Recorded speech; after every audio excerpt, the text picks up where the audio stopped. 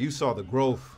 Oh my God! Yeah, I've seen like 4 or 5 different Yeah, sure. Sean Edwards, generic interviews for Traffik. All right, cool. So what's up, my man? This has got to be exciting because how often do you get to work on a fully independent film?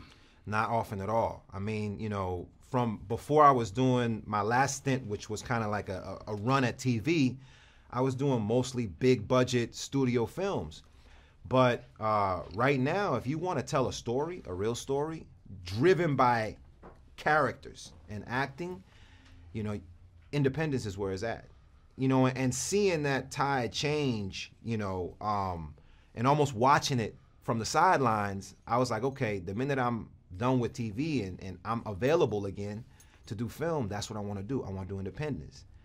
The beauty about this one is that, you know, it's also part of a movement of, you know, a renaissance of not just independent film, but black film, black independent film, you know, written by a brother, directed by a brother, you know, produced, you know, by a black woman, financed, you know, by a black man. So this is as far up the line as I believe I've seen when it comes to independent filmmaking by black people on a very, very high quality, and I'm proud of it.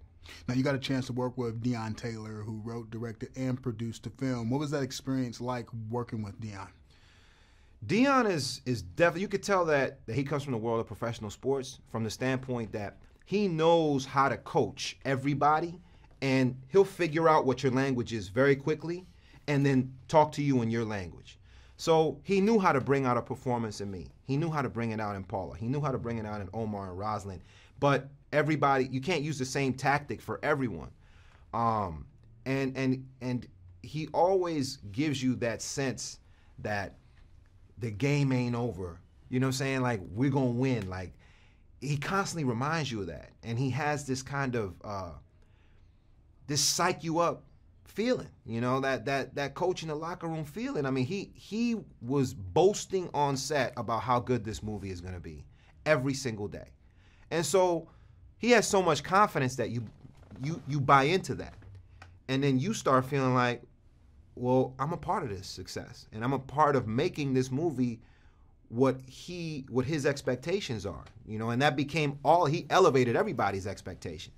How much did you know about the world of trafficking before you got involved with the project? You know, man, I'm gonna be honest with you.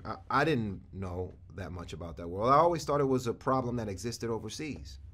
You know, I always thought that the obvious were like, you know, the massage parlors and, you know, things like that. But I didn't fathom that it could be happening with people in your everyday life, and you have no idea that they are a slave to someone because they're afraid of either their safety or their family's safety. You know, and it's part of a bigger conversation right now, you know, with women's empowerment becoming something that is front and center, especially in our industry.